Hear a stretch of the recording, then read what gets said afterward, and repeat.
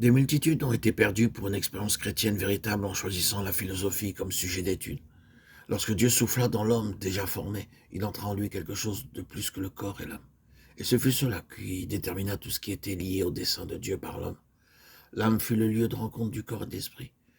Que l'âme se soumette au corps, tout sera perdu. Qu'elle se soumette à l'esprit, et tout sera bien. L'homme devint une âme vivante ayant un corps et un esprit. Lorsqu'il s'affirma lui-même le moi en faveur du corps et non pas de l'esprit, il devint une âme pécheresse. C'est ce qu'il est et non simplement ce qui est en lui. Il doit être sauvé de lui-même.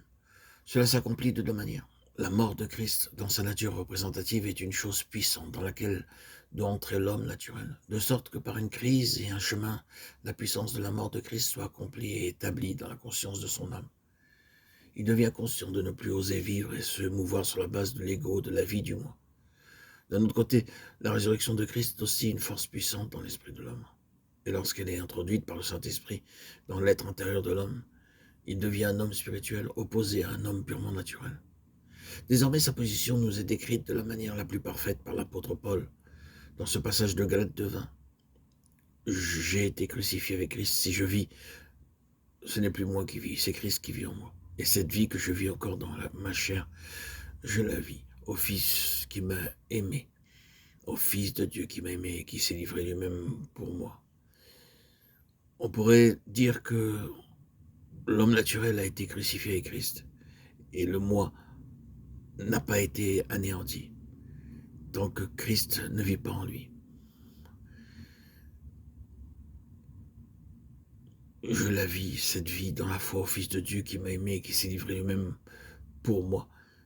Lorsqu'il dit cela, il signifie à la place de moi. C'est ce que Christ avait en vue lorsqu'il a exprimé cette vérité. Alors, non encore développé. Quiconque ne porte pas sa croix, ne me suit pas, ne peut être mon disciple. Luc 14:27.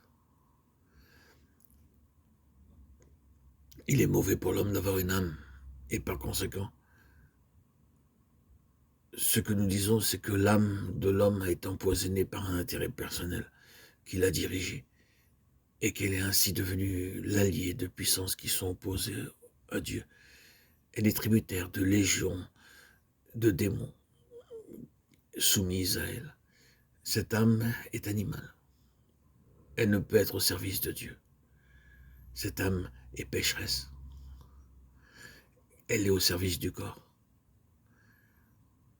et non au service de l'esprit. Elle est opposée à Dieu. Il faut marcher selon l'esprit et non selon l'âme, car l'esprit est régénéré et Christ demeure et règne en nous par l'esprit lorsque nous sommes remplis de l'esprit.